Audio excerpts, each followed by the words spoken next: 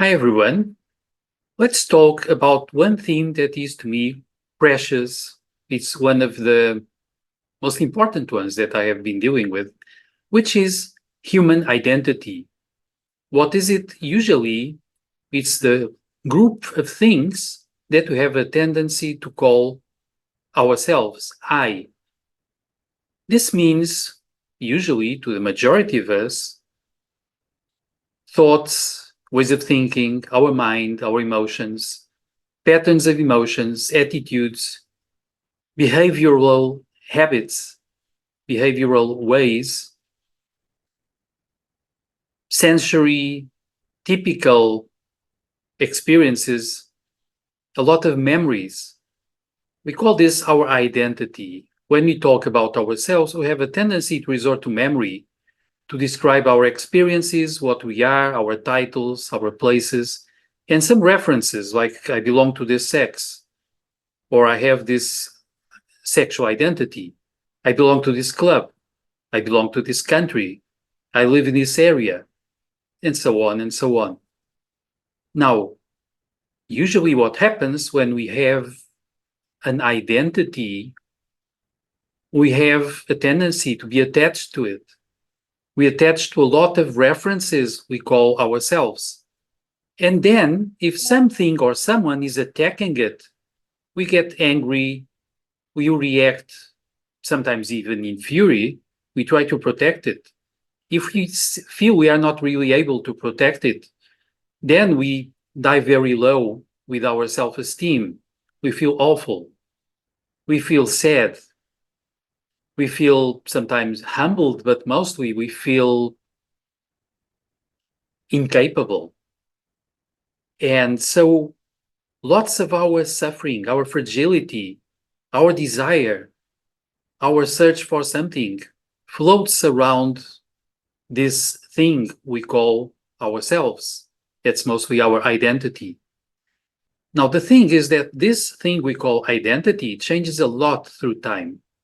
It's easier for any of us to recall that when we were very young, like 1 year old, 3 years, 5 years, 10, 15, what was really important to us was quite different. The way we defined ourselves was different. The thing we were attached to and our ambitions, our desires were something else. So this changes. The group of references we call identity, we call ourselves, changes over time, and it keeps changing. When it doesn't, it's a bad sign. We are becoming probably self-fossilized. We are becoming rigid and repetitive. Sometimes we are so afraid that we might lose ourselves that indeed we become quite attached to habits. We repeat ourselves, and with that, we sort of become less alive, closer to zombies. The important thing here is that identity is changeable. And as long as we attach to a group of ideas, thoughts, to states of mind, to our bodies and the way they are, to our emotions, the way they are, to our thoughts, to our ability to think, to memorize, to recall, to explain, and so on, we are very vulnerable to changes in all those areas. We are sometimes afraid of those changes, and we protect ourselves against any threat to our main ideas and to the things we connect with ourselves, like our race, our club, our country, our belief system, our religion, and so on and so on.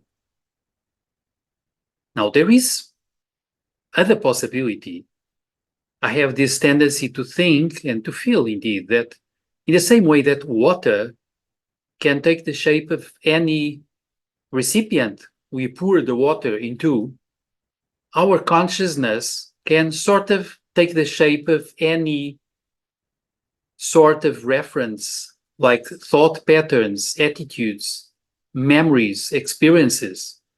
And then we sort of become attached to that shape, while consciousness itself has no shape like that, not at all. And indeed, there is no experience without consciousness. and there is no consciousness and experience without life. So let's just take this into account. Our defining essence is about pure consciousness, and it's about pure life. Now, as we become aware that, like in the yogic tradition, probably this thing we call I, we call ourselves, is just a temporary delusional reference. The main thing is deeper. What we call I is really non-I.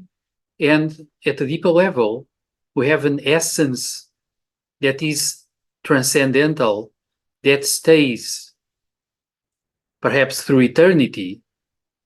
And it's something we might call our deeper self, our pure soul, or something else.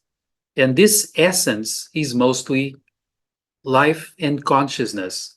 And then when we become deeper in touch with this essence within ourselves, that might be the central core of our higher self, then being alive and aware is fundamental. All experience, good and bad, is just one portion of being alive and aware. Then, of course, it's also very easy for us to feel love for all living beings, all sentient beings everywhere, because we understand we share the same kind of essence that's all over the place. So there is a brotherhood that is born within ourselves towards everything when we notice that we are really living self-aware entities, that the essence is about that. This takes us closer to all sentient beings everywhere. This takes us closer to the whole humanity, the whole nature, and it makes it easier for us to feel love in a natural way and to feel close to everyone else. Because then the defining thing is fundamental, and the differences in ideology, attitudes, thought patterns, memories, patterns of experience, and all that are not so significant. Sharing becomes the main thing. And this is what I wanted to talk about today. As usual, if you like it, comment, share, subscribe the channel, and see you later.